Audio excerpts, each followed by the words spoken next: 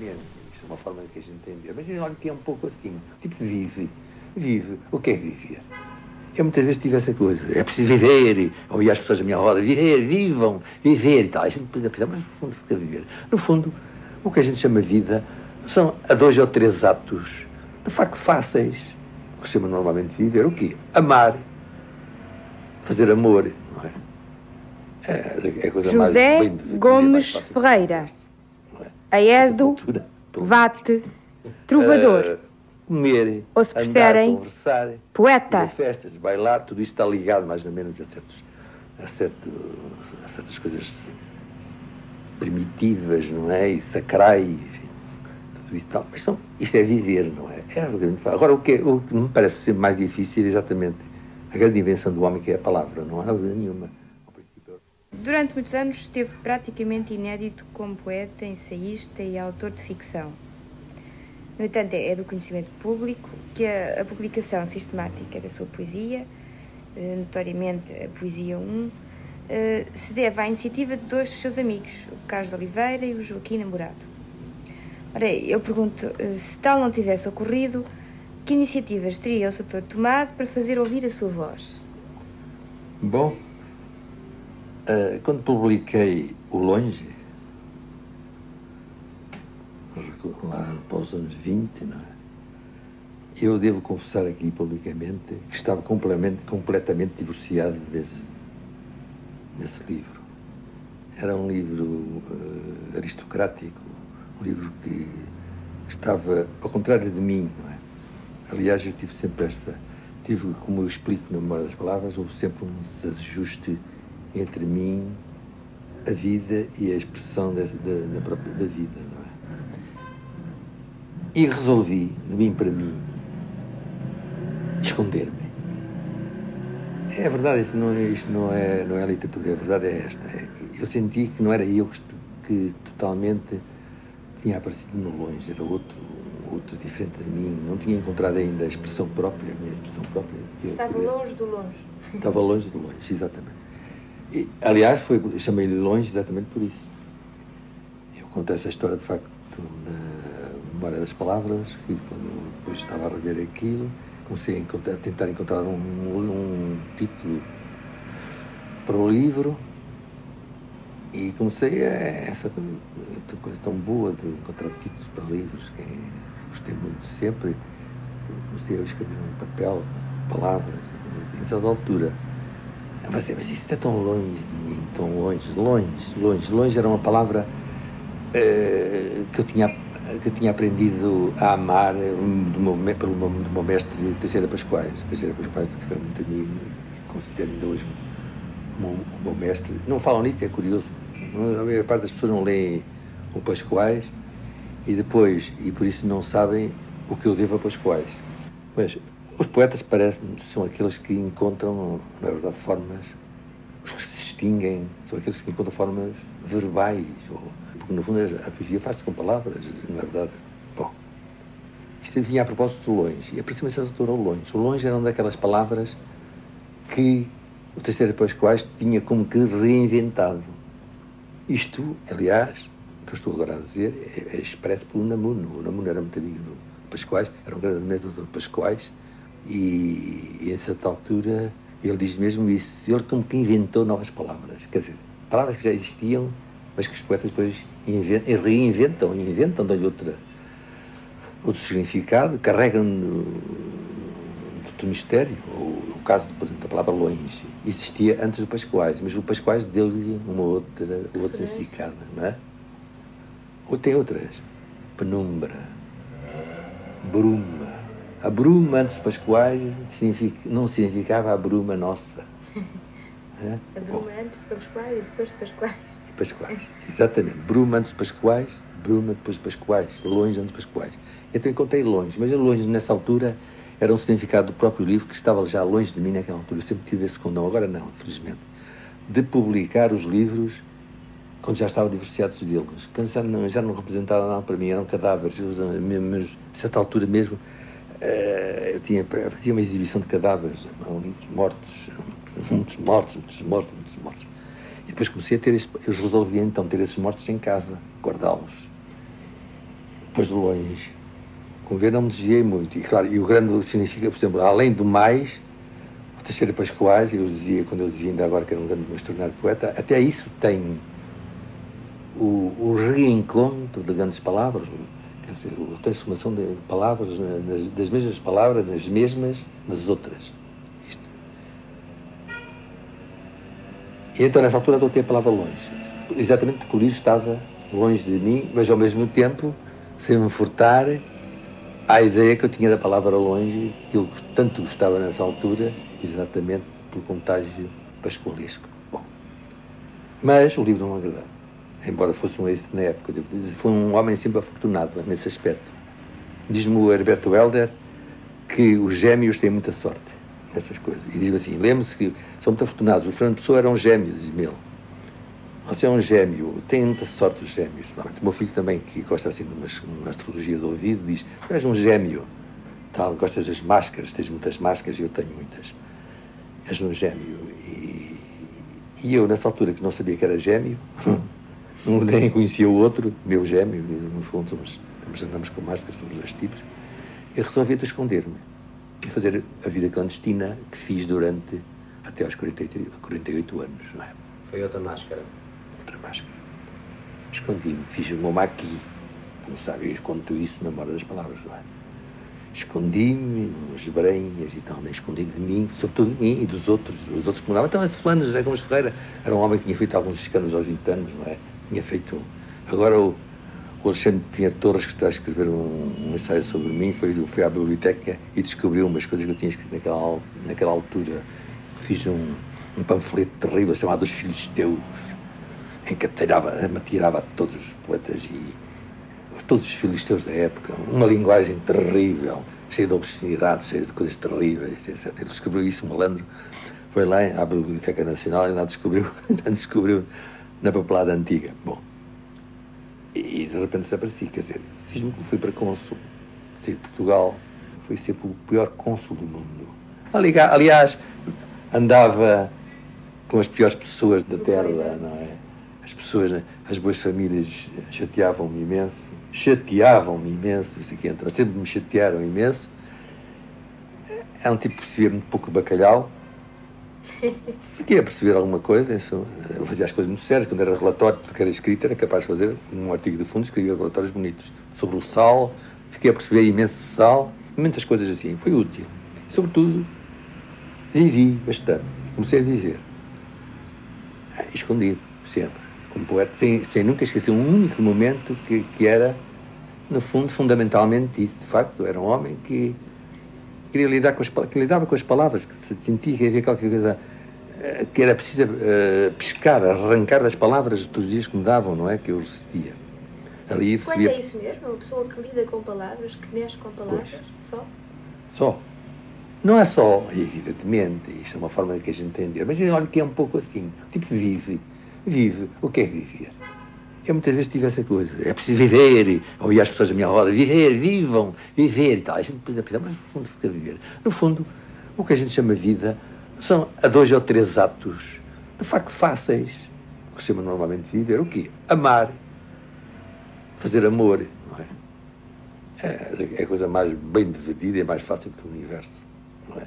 Até certa altura, pelo menos.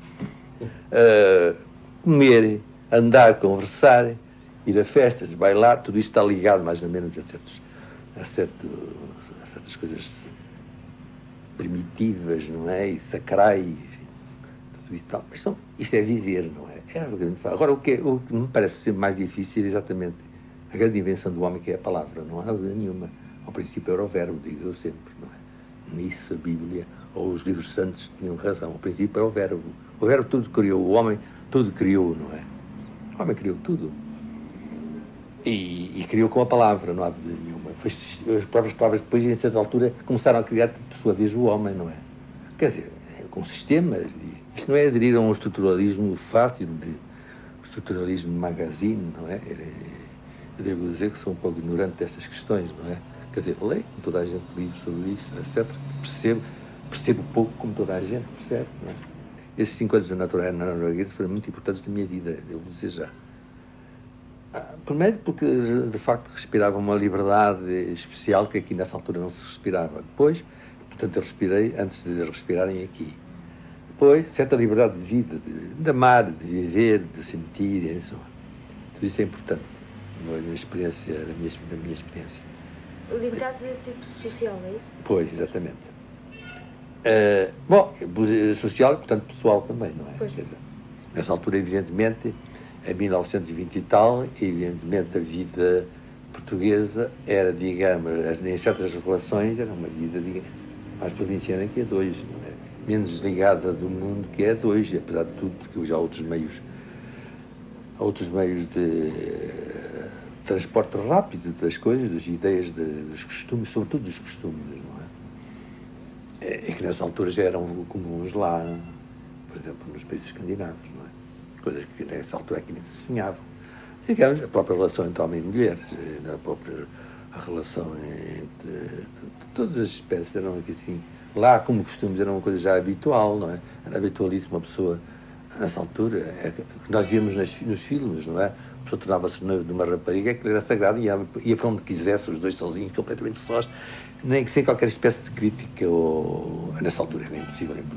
Nessa altura, uma mulher não entrava num café em Lisboa, não é? Sozinha, que era uma coisa feia, nem podia ser.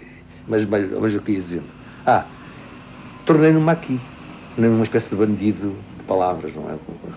Tinha a minha velha clavina ainda, era uma velha clavina do Zé Telhado, ou coisa assim parecida, não é? Já Zé Telhado foi uma coisa que sempre me impressionou imenso. Pensei em escrever um poema sobre Zé Telhado, era uma espécie de quixote meu já, o quixotismo foi uma coisa que me impressionou sempre, desde o primeiro momento. Então, Quixote foi sempre a minha figura preferida, sabe? Até que matou. É? Até que Até que matei, exatamente, me matava, mas era um Quixote já um bocado de outra espécie, degenerado. Quer dizer, eu descobri depois que o Dom Quixote emperrava determinadas coisas. E depois voltei a Portugal e eu era Gomes Ferreira ainda, de longe, não é? E de vez em quando havia uns artigos de Gomes Ferreira, mas nunca mais aparece, Gomes Ferreira, calou-se e tal. Uns amigos diziam, pá, estou com tempo. Eu digo, tá, eu comecei a inventar um livro mítico, não é? Um livro, o fundo tinha papelada, papéis, coisas desse género. Ainda tenho hoje, pastas, papéis, imensos papéis. E então, e sempre no meu aqui a trabalhar, claro. Escrevia coisas, sempre a andar, a montagem, na verdade. E isso, aqui em Lisboa, através, quando voltei, os velhos amigos tinham-se todos transformado, na verdade, quer dizer, tinham enveredado pela vida prática, o que se chama vida prática, e, portanto, nessa altura, em geral, todos abandonam. Os fortes tendências artísticas, geralmente abandonam, não é? Como sabe. Tive que desatar a correr para arranjar companheiros, na verdade, e era mais novos que eu, evidentemente.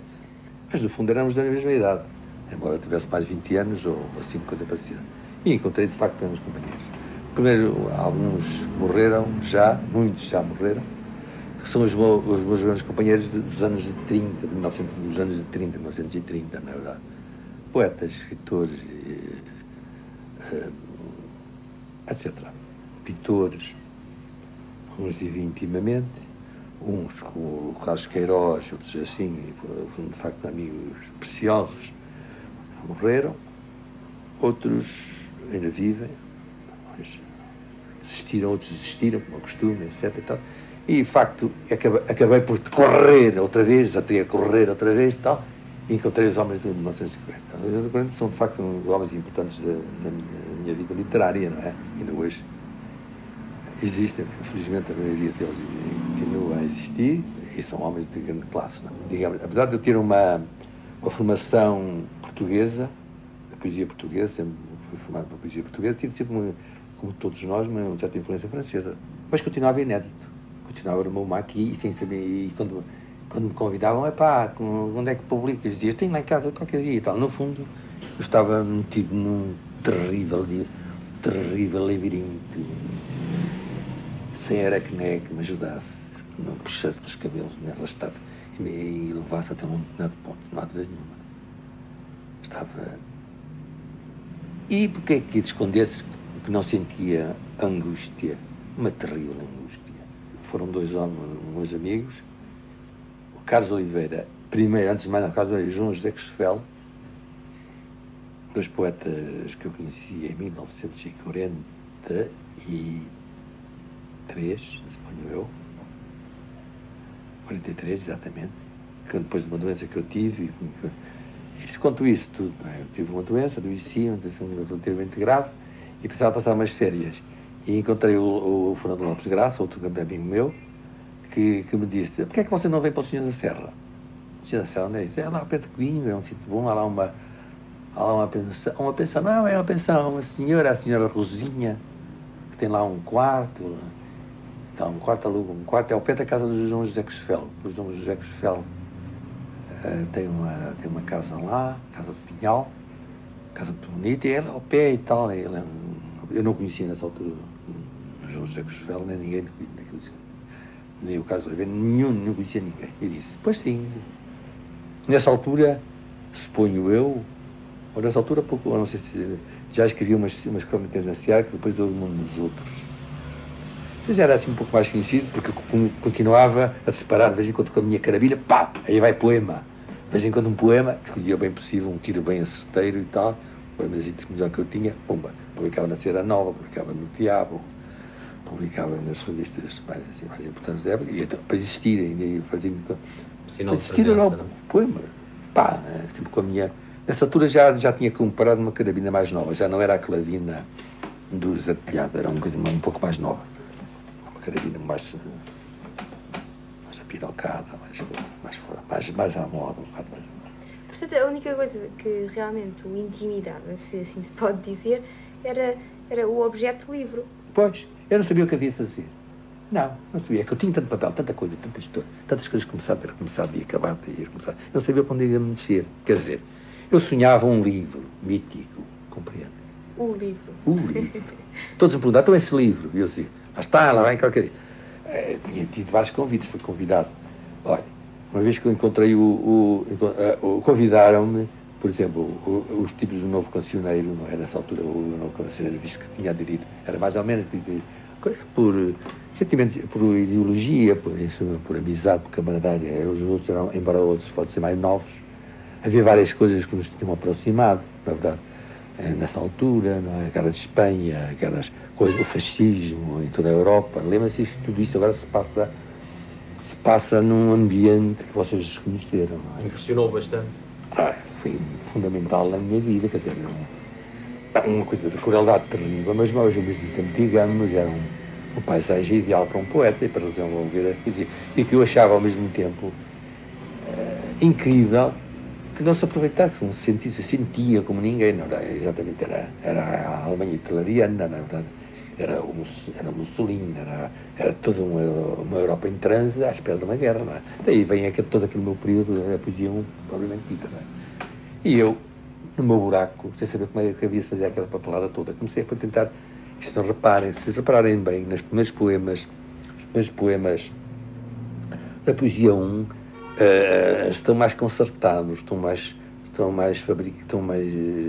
apurados. E se comecei a pensar então um livro que eu intitulei, que era para o Novo Cancioneiro, que eu chamava Líricas e Heroicas. No fundo, eram certos poemas líricos que aparecem depois da poesia 1, no momento, neste momento um pássaro qualquer canta, explica as flores. Aliás, que eu publiquei na época, era um dos tais títulos que eu tirei a certa altura. Por acaso, esse poema foi, nessa altura, eu mostrei até o terceiro para os casos, ele gostou muito desse poema, parece um mestre, tinha-me dado um palácio, e continuava a considerá-lo meu mestre e continua a considerá-lo. Apesar de sermos filosofias totalmente diferentes, visões do mundo completamente distintas, isso é que é curioso. Sim, a minha visão do mundo nunca se aproximou nem ao de leve da terceira Pascoais, não é?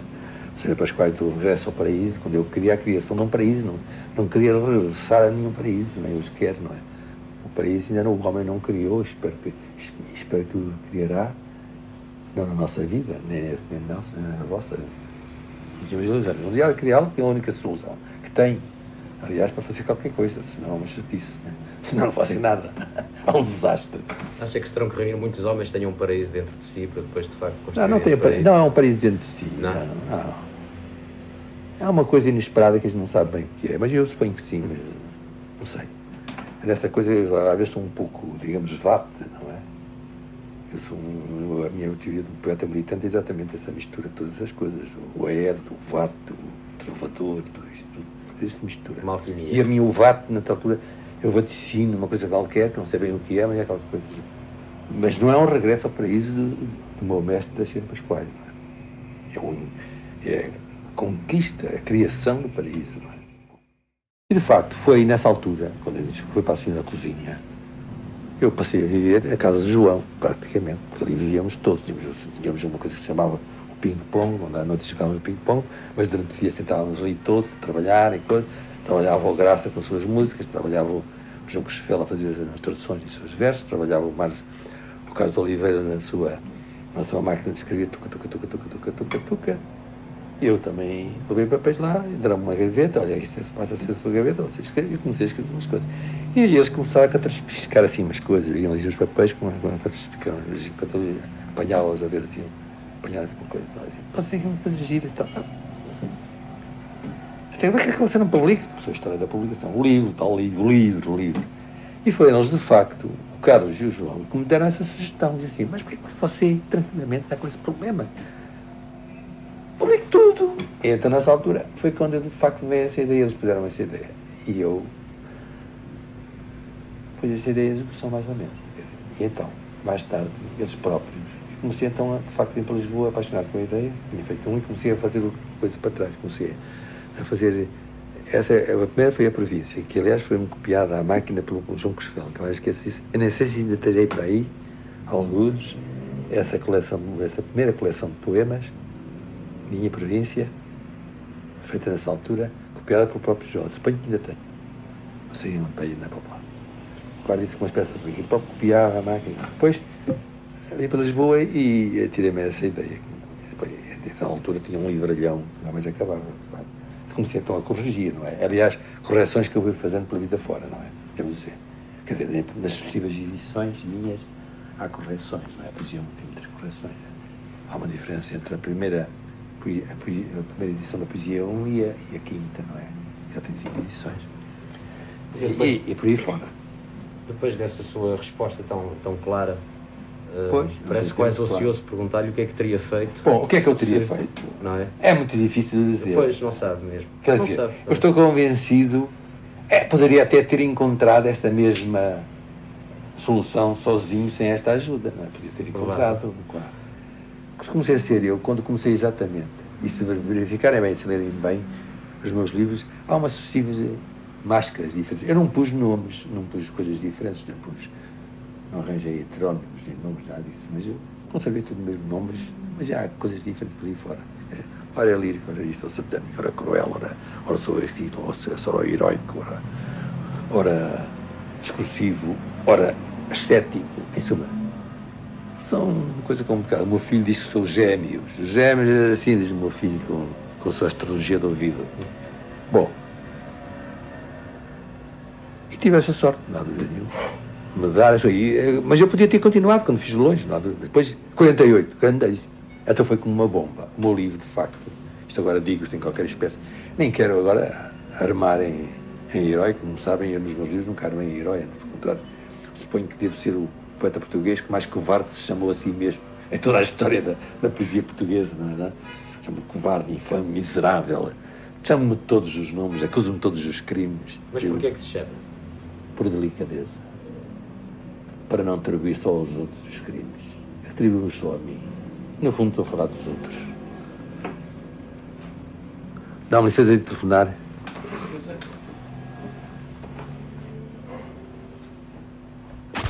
Quem fala? Maria, só um momento para ver se está. Tinha criado uma escuta. Maria. Aqui, Pedro.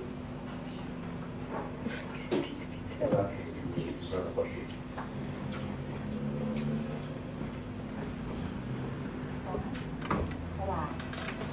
Olha, Pedro, desculpa, mas tenho aqui umas pessoas não posso demorar. Vai já para fora. Vais para fora. Boa viagem. É? Eu não tenho nada, mas tenho umas pessoas a falar com o diretor e a gravar, eu não vou estar assim. Eu estou bem, obrigada. Boa viagem, obrigada. Deus, obrigada. Pode Deus.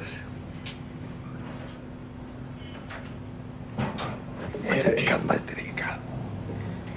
Manda cá em casa, manda cá em casa. É uma mulher extraordinária, inteligente. A propósito agora de ter Diga. de matriarcado e Não, tirano, mas é mesmo. a propósito da sua E bem por aí empregada, matriarcado.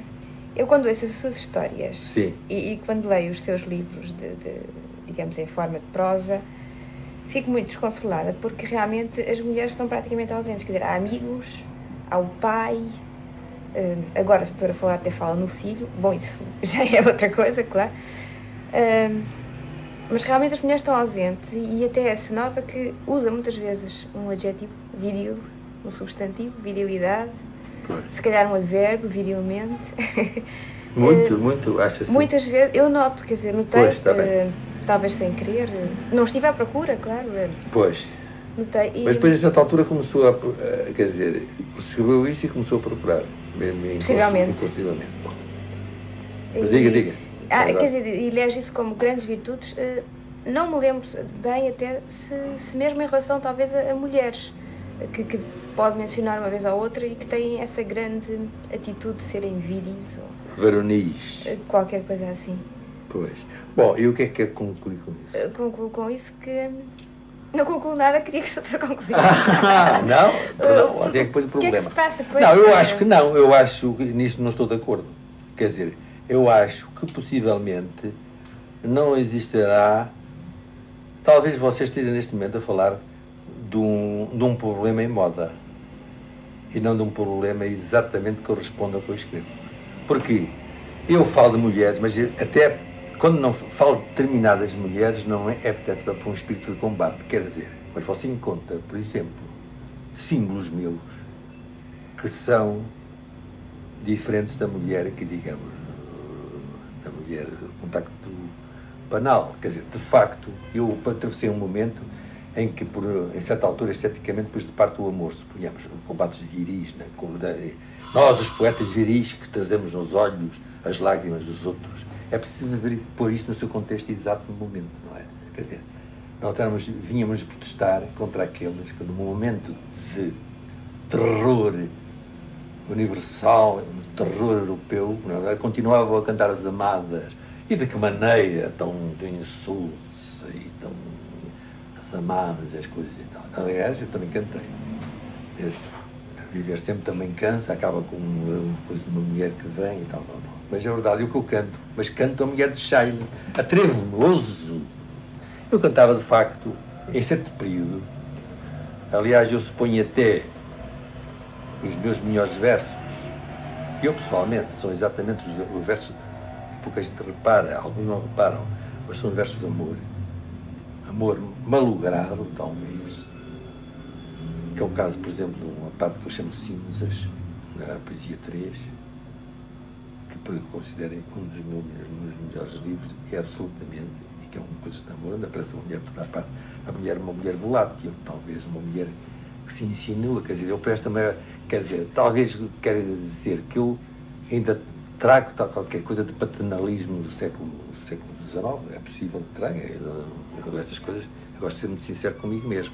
Mas não, mas eu tento cantar a mulher do Shile, a mulher pobre, a mulher desgraçada, a mulher infeliz, nesse sentido de miséria, de disso e daquilo, a mulher da cave, a mulher que arranca o coração para iluminar os filhos na cave, apaga a lua e tal, as miseráveis das ruas e tal, foi isso sempre me apaixonar. E se ler com atenção isso, vem encontrar lá sempre essa mulher. Pois, faminta. Essa mulher, pois. É. Agora, provavelmente a outra, não era possível cantá-la. E aparece sempre, volátil, mas aparece sempre. Leia com... Mas não existente, propriamente dita, não é? Existia. Existiu sempre Pouco mulher. Pouco humana, pouco objetiva. Sim, talvez. Quer dizer, eu quero dizer consigo que pouco mulher semelhante ao homem de que fala, que é tão real. Pois, ao homem que fala que... Mas ouça lá uma coisa, mas agora faço-lhe uma pergunta. Porquê é que as mulheres admiram tanto os meus versos? Porque o Sr. é um poeta, não necessariamente porque é um homem. Não. Ali há outra coisa qualquer, não sei o que é. Não sei também, nessa altura. É verdade. As mulheres viram sempre mais em mim um amigo, uma pessoa que propriamente um inimigo. Nunca virei em mim um inimigo. Quer dizer, eu nunca muito separei a mulher do homem, que entre nós meninos sou. Nunca separei muito a mulher do homem. Era uma companheira. Era uma companheira. Eu nunca fui um lutador. Eu nunca mesmo tive vocação política. Nunca tive, de facto. Sempre me apaixonei por política, mas nunca tive vocação política. Nunca pertencia a qualquer partido. Nunca, até hoje, nunca entrei em nenhuma sedição ou coisa assim desse género, política, porque não tinha jeito, não tinha talento. Mas fui sempre um apaixonado de política e sobretudo, fui o aedo. Tentei ser o aedo. O aedo era, como sabem nos celtas, o homem que incitava à luta. O aedo era o homem que, antes dos combates, dizia: lutai, morrei por essa causa. Eu passei parte da minha poesia a dizer um aedo. É um aedo puro, quer dizer, porque o poeta, como vocês sabem, hoje atual é uma mistura de tudo isso, e eu tentei fazer exatamente no poeta militante uma mistura disso. O poeta do nhanhã, eu reconheço que é muitas vezes nhanhã, tenho a coragem de reconhecê-la, mas é também o vate, o trovador, e nessa altura eu também tenho lamechices terríveis, e tenho o amor malogrado, até, por exemplo, tenho nas cinzas, como já disse, tenho a poesia 4, toda a primeira parte encruzilhada, que é um poema de amor único, em que aparece claro, a mulher aparece misteriosa e tal. Já me disse que eu não confesso em voz alta dessas coisas. Há qualquer coisa de mim ainda que recalco, de facto. Tem razão até certo ponto tem razão há certa coisa em mim que eu sou incapaz de confessar. Pequenas coisas, algumas dramáticas até e trágicas, até pode ser. Me impediram muitas vezes de dizer em voz alta certas coisas que eu gostaria de dizer em voz alta, mas não digo. Digo em voz baixa. Pode ser pudor ou digo uma em charadas, digo em labirinto, não é? O senhor falou há pouco na geração de 40, no conflito europeu, sempre bastante impressionado com toda essa vaga. Pois, isso já passou. Isso gera-me uma pergunta. Nós estamos a viver uma outra época com uns outros tipos de conflitos. E dentro desta época que estamos agora a viver, qual é o maior conflito para si? Eu gostaria de que esse nosso disco resistisse e que daqui a 50, 60 anos, 70 anos, em 2050. No ano 2050 há uma pessoa que descobre este disco e diz assim: agora vou passar aqui o disco. Mas olha aqui um dia um poeta qualquer, que São José Gomes Ferreira, vai ver aí na História da Literatura, e vê em letra minúscula, assim uma coisa: José Gomes Ferreira nasceu na cidade de Porto em 1900, então deixa um livro de tal, uma coisa. Não sei. Houve a sua pergunta e houve a minha resposta. E o que é que ele pensará a respeito da resposta que eu vou dar agora? Bom, eu penso que o grande problema da nossa época é da passagem para o socialismo. Isto quer dizer, a resposta pode ter vários espelhos, não é? Eu posso dar essa resposta em vários espelhos. No que me parece assim mais em grosso, em rude, é esta. Quer dizer, há de facto uma transformação e parece-me a mim que é exatamente a passagem de um determinado sistema político para um sistema socialista. Isto vai ser muito tragédia e talvez ainda no ano 2050 ainda não esteja resolvido, não estará por certo. Isto é muitas vezes visto que eu sou pessimista. Digo assim: olha, os tipos ainda já dizia isto naquela altura, diz o homem de 2050. Mas está, caramba, o tempo que isto tem levado. E levará, porque nessa altura há outros problemas, tem-se misturado coisas, atrasado. Mas eu suponho que é o caminho, quer dizer, que é o conflito da nossa época, pelo menos que se esboça, não, é já mesmo claro, não é verdade? É essa passagem para um outro tipo de civilização, que é um tipo de civilização, me parece, socialista, e que, sabe, agora, posso responder a outros espelhos. Por exemplo, até talvez, não sei, talvez mais importantes.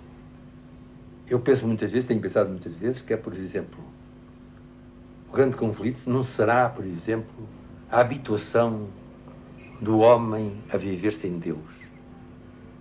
Isto é um problema muito importante. Quer dizer, durante anos, séculos, milénios talvez, o homem viveu com deuses, que inventou, que tirou para o céu.